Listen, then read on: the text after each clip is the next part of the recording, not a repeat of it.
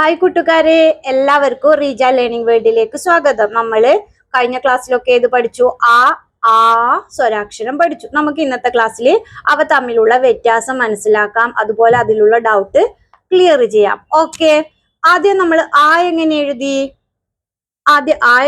നമ്മള് താഴെന്ന് മുകളിലോട്ട് എഴുതി, ഇങ്ങനെ എഴുതി. വീണ്ടും എന്തോ ചെയ്തു? പുറത്തോട്ട് എഴുതി. പിന്നീട് എന്തോ ചെയ്തു? അതിനോട് ചേർന്ന് വീണ്ടും അതുപോലെ ചെയ്ത് അകത്തോട്ട് ഒരു സർക്കിൾ കൊടുത്തു. ഇതെന്തോ? അടുത്തത് നോക്കിയാട്ടെ, എഴുതുന്നത് നമ്മൾ അതുപോലെ എടുത്തെഴുതി. എന്തോ ചെയ്തു? അതുപോലെ എടുത്തെഴുതി. പിന്നെ എന്ത് ചെയ്തു? ആ സർക്കിളിനോട് ചേർന്ന് നമ്മൾ എന്ത് ചെയ്തു? ആനയോട് ഒരു തുമ്പിക്കൈ വരച്ചു കൊടുത്തു പുറത്തോട്ട്, അല്ലെ? ഇതെന്തോ? ക്ലിയർ അല്ലേ? ഒന്നുകൂടി ശ്രദ്ധിച്ചു നോക്കിയേ. എങ്ങനെ എഴുതി? ഇങ്ങനെ എഴുതി, അല്ലേ? കാണുന്നുണ്ടോ?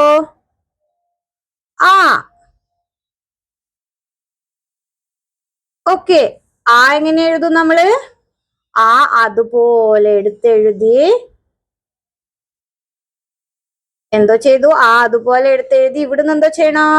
ആനയുടെ ഒരു തുമ്പിക്കായി പുറത്തോട്ട് നീട്ടി വരച്ചു കൊടുത്തു. വ്യത്യാസം മനസ്സിലായോ? ഇത് അടുത്തത് ഒന്നുകൂടി നോക്കിയേ. ഡൗട്ട് ഉണ്ടെങ്കിൽ ഇന്നത്തെ ക്ലാസ്സിൽ നമുക്ക് ക്ലിയർ ചെയ്യാം. ഓക്കെ, ആയും ഇങ്ങനെ എഴുതുക, അകത്തോട്ട് ഒരു സർക്കിള്. ഓക്കെ, എഴുതുമ്പോ അതുപോലെ തന്നെ നമ്മൾ എടുത്തെഴുതി.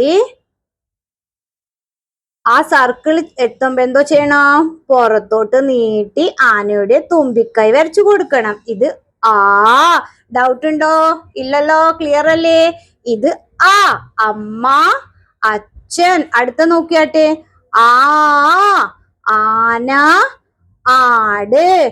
ഓക്കെ, അടുത്ത ക്ലാസ്സിൽ നമുക്ക് എന്നുള്ള സ്വരാക്ഷരം പഠിക്കാം.